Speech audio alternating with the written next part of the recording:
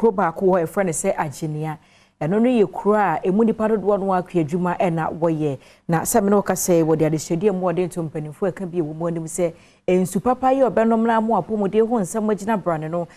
nya de se wonom ewo bi enti ama wasetene mu aye de nei wo de adesode nto mpanifo anim se wonhwe na wo meye wo mado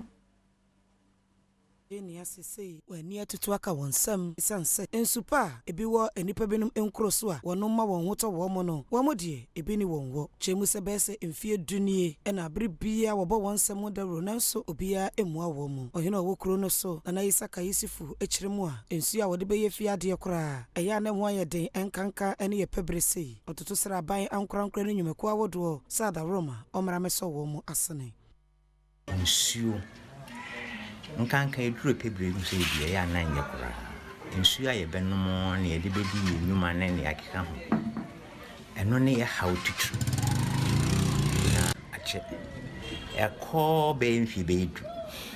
if say ye eduru brebe wo mo bo yi na de pumping machine ya na ne buo na ye den sabi sa nyaadi a ho eden nyaadi obetimi abu pebu mu say dia na makura enti betwa kwantenten ya sana yensaka nsu ye libedi edwuma